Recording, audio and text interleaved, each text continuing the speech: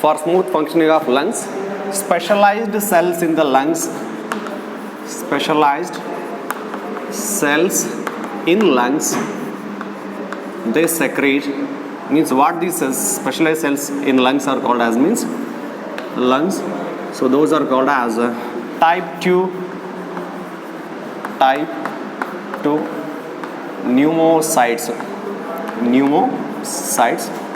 They secrete surfactant, and one of the surfactant is nothing but lecithin. So they secretes surfactant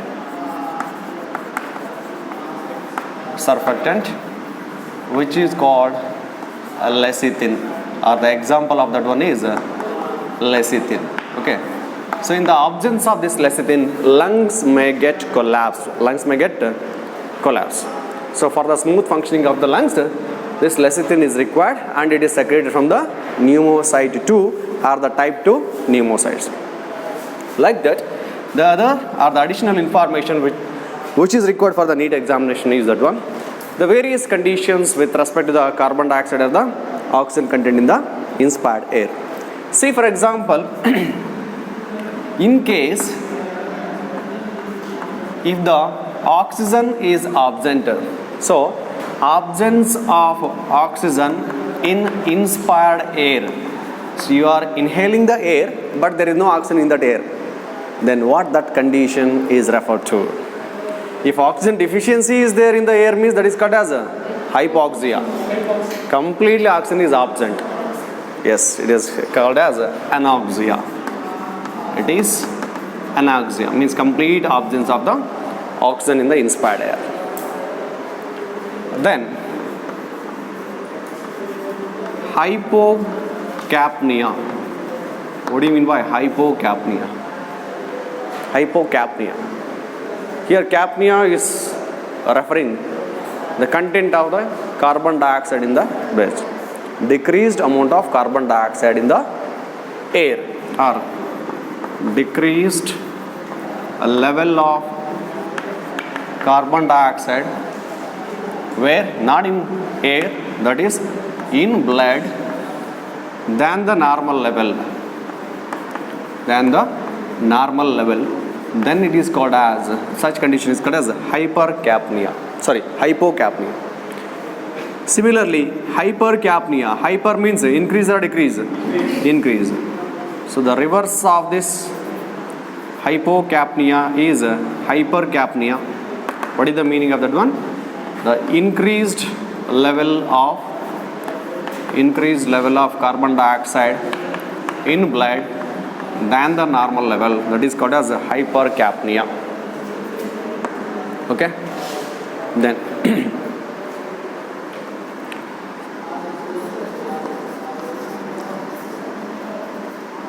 what do you mean by hypopnea?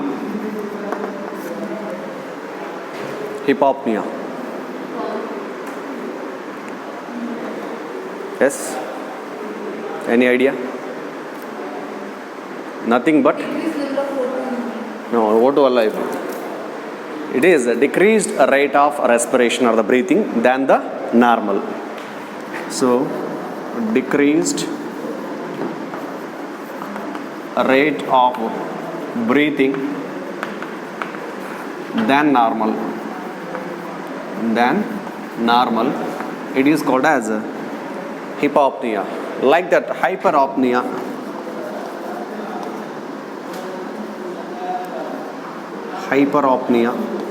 So hyperopnea means increased rate of breathing than the normal.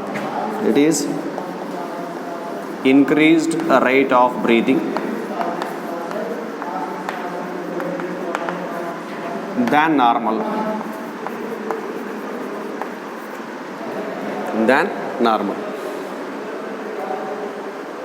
And the combination of these two, that is anoxia and hypercapnia, combination of these two is called as, yes, what it may be called as? It is called as asphyxia. What do you mean by asphyxia? It is a combination of anoxia and hypercapnia. What should be present in the inhaled air? Oxygen should be present. No oxygen is present. If oxygen is not there, at least carbon dioxide should not be there, because carbon dioxide is toxic to the body cells. But there is a increased level of carbon dioxide in the blood. Blood alli carbon dioxide ಜಾಸ್ತಿ ಇದೆ. In return oxygen ಜಾಸ್ತಿ ಬೇಕು, but there is no oxygen in the inspired air. There is no oxygen in inspired air. Such condition is referred as what it is called as asphyxia. It is called as asphyxia. Okay, so these are the various conditions that will be asked in the NEET exam, additional to the normal description whatever we have gone through this chapter. Any doubt in this one? So this completes regarding the breathing and exchange of gases. Okay, shall we go for the next lesson, next class, next chapter? The next one is body fluids and then the circulation.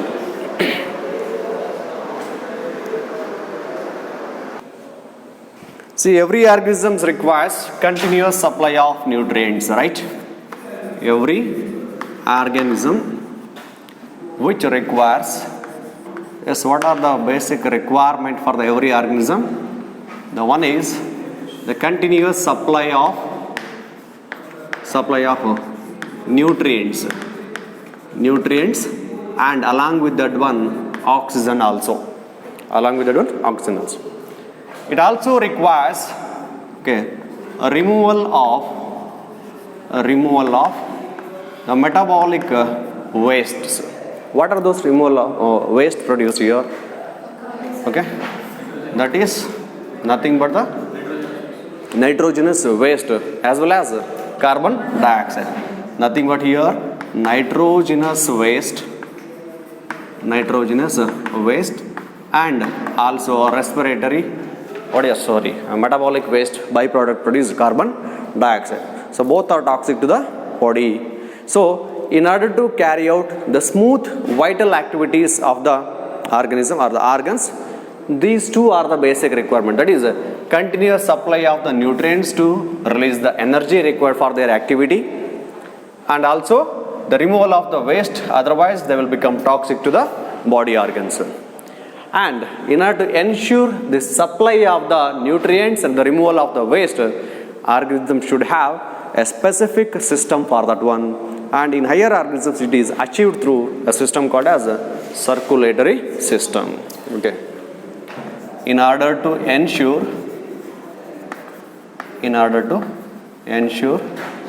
the supply of nutrients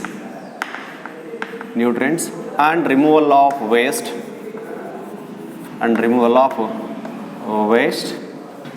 a separate or the specific system is required. Such system in higher animals is called as nothing but such system in higher animals is circulatory system. What about in case of lower organisms then? As a part of an higher animal, the human being, under the human physiology, we are going to study about the body fluids and their circulation in order to help in the supply and the removal of nutrients and then the wastes. What about in case of lower organisms? Yes, how the circulation or the circulation of these nutrients and the waste takes place in the lower organisms. But in lower organisms, how the circulation of these things takes place? Lower organisms, they circulate water from surrounding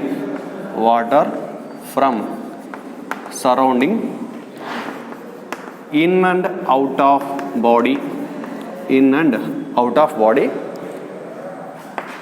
to supply nutrients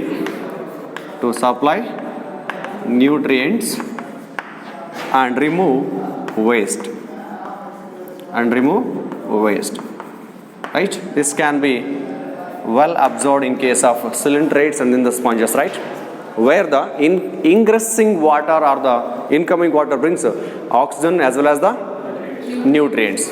So when it leaves the body through the osculum, it takes away the carbon dioxide and nitrogenous wastes, right?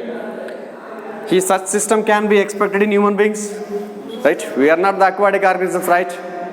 Right. So a separate system is required, and it is achieved through the system called as circulatory system. Then what will be present in the circulatory system to achieve this process means it mainly includes the body fluids. Specialized two types of body fluids are present in order to achieve this process. What those fluids are called as? Blood and then the lymph. Let us discuss about blood and lymph separately. So numericals are very important with respect to the components of the blood here. So the human circulatory system includes human circulatory system that includes fluids, specialized body fluids. So here two type of body fluids are there. What are those? That is nothing but blood and then the lymph. The major part of the function is carried out by the blood only, right? So let's discuss regarding this blood separately now. So what do you mean by a blood, or what type of tissue the blood is? What type of tissue the blood is? So blood is an fluid connective tissue. Fluid connective tissue. What it is made up of? This blood is made up of two components. Liquid part of it or the fluid part of it is called as plasma. So the fluid part of the blood is called as plasma. Another one is called as formed elements. Plasma and then the formed elements. So these are the two components of the blood, right? How much percentage of plasma or how much percentage of blood is present as plasma? Or what is the concentration of plasma in the blood? 55. It is representing 55% of total blood. 55% of the total blood. 55% of blood is plasma. Similarly, we can also add here one more point, that is 30 to 35% of total ECF. It is representing 30 to 35% of the total ECF. What do you mean by ECF? Extracellular fluid present in the body. Outside, within the cell, cytoplasm is present, right? That is what the fluid present in the cell. Outside the cell, whatever the fluid present in the body, that is called as extracellular fluid. Among that extracellular fluid present in the body, 30 to 35% is plasma. 30 to 35% is plasma.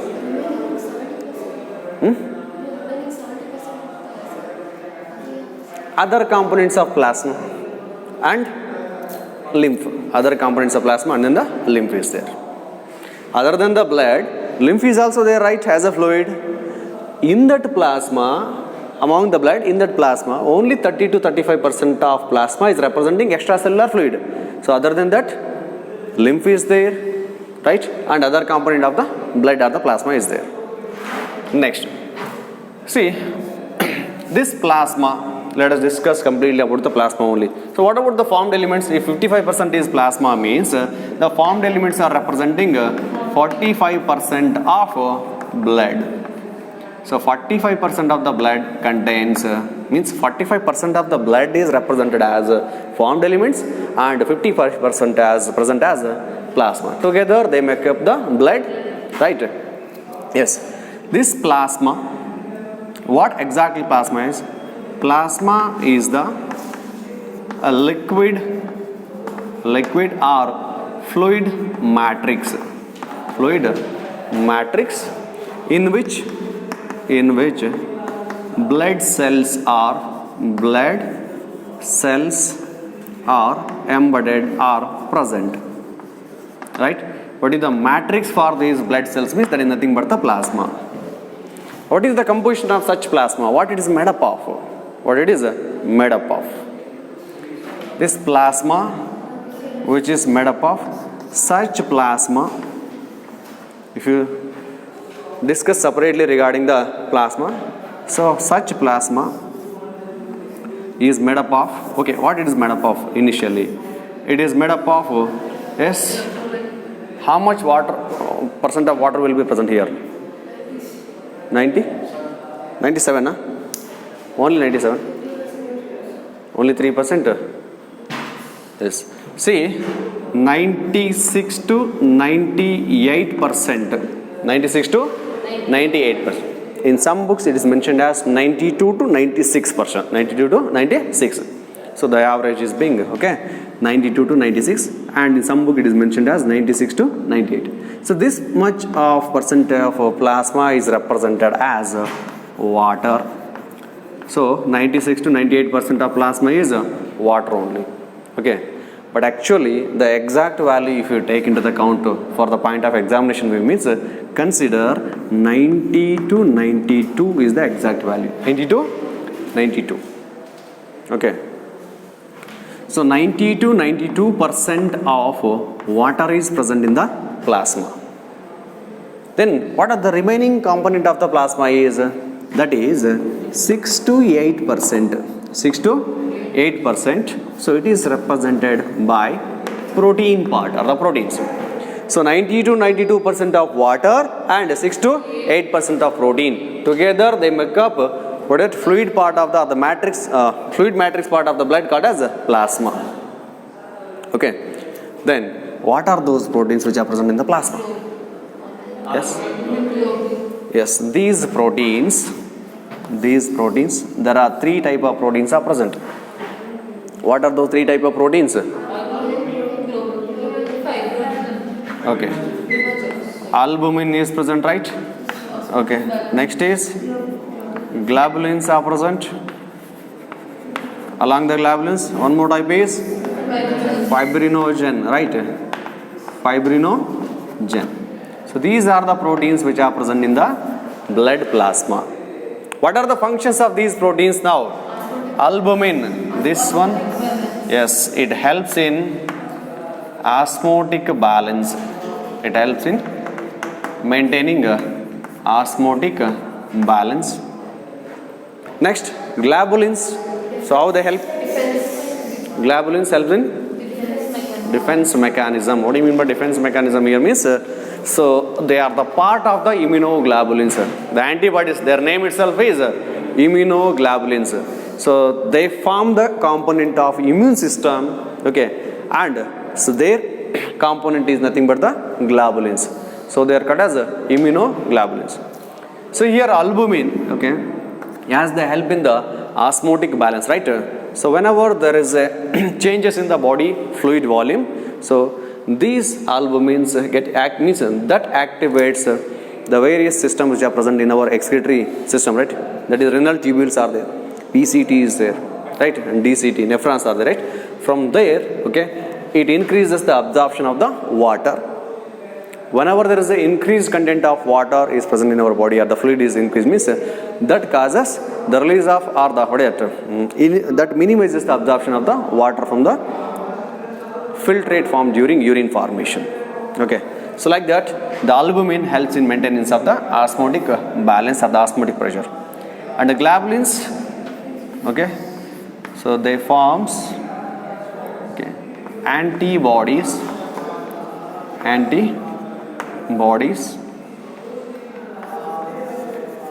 help in defense mechanism.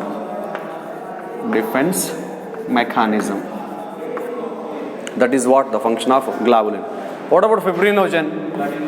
Yes, this is the protein which helps in the clotting of the blood during bleeding in case of injury or the wound to any parts of our body.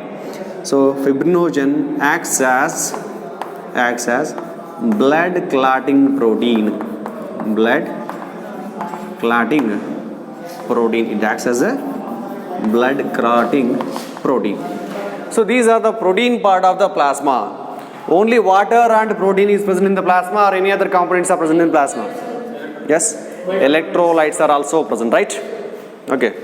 So other than this one, this plasma also includes electrolytes. What are the electrolytes which are present in? Electrolytes are the ions which are present in plasma.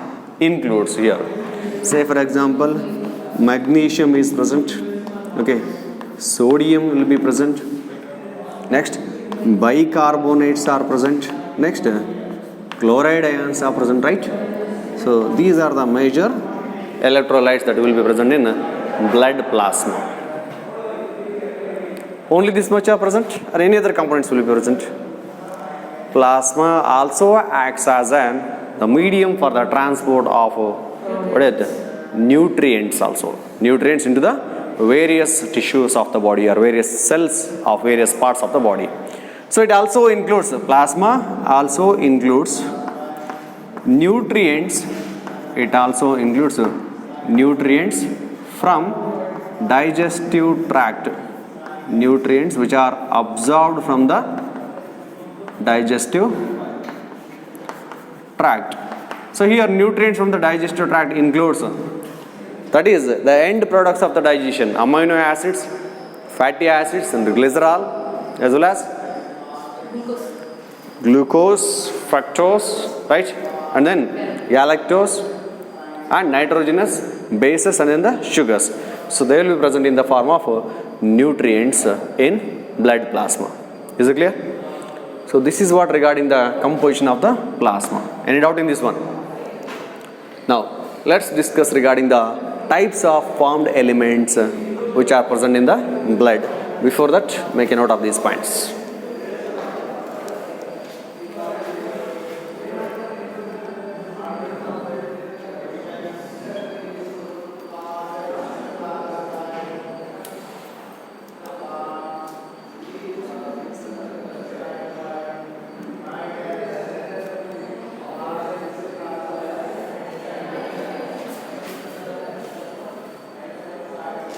Classified as. So how many type of formed elements are? How they are classified as means formed elements are classified as blood cells and blood platelets. Two types are there, right? Blood cells, the one type, and then blood platelets, the another type. Platelets are also called as, what is the other name given for the platelets? Lymphatic vessels? No. No. Blood platelets are thrombocytes, right? So these are also called as thrombocytes. Okay. Next. Then there are no subtypes present in the blood platelets. But these blood cells again they are categorized into, okay, how many types? So initially they are categorized as two types. That is